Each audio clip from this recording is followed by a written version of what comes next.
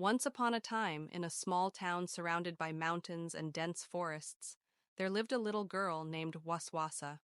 Waswasa was a very intelligent girl, but she had one problem. She always doubted her ability to do anything. If she was asked to answer a question, she hesitated. If she had to make a decision, she kept thinking and thinking until the opportunity passed her by. She had an invisible monster that accompanied her, which she called the Whisperer. No one saw it except her, and it always whispered in her ear, "You cannot succeed." One day, while Waswasa was walking on the edge of the forest, she noticed a strange glow between the trees.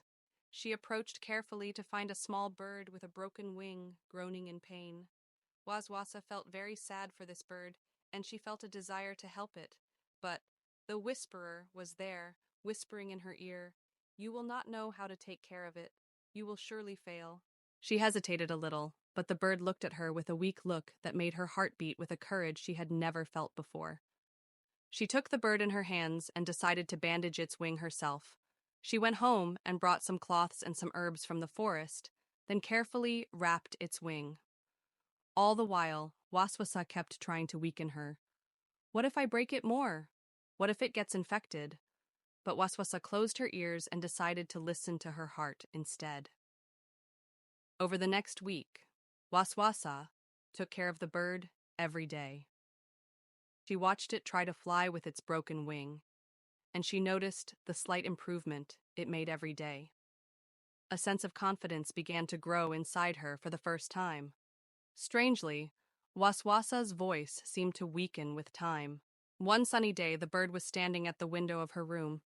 It began to flap its wings, and suddenly it took off into the air, soaring freely towards the sky. Waswasa felt extremely happy. She had done it. She had brought that little creature out of its ordeal. And thanks to that, she had learned that her strength was greater than she had thought. Since that day, Waswasa began to see the world differently. The obsession no longer whispered so much, and if it did, she now knew how to ignore it. Every time she challenged it, she became more courageous and confident, until Waswasa became a symbol of courage and compassion for the children of that town. Thus, Waswasa eliminated the hidden monster that had accompanied her for years, to live her life full of faith and confidence. Because true courage does not mean not being afraid, but rather moving forward despite fears.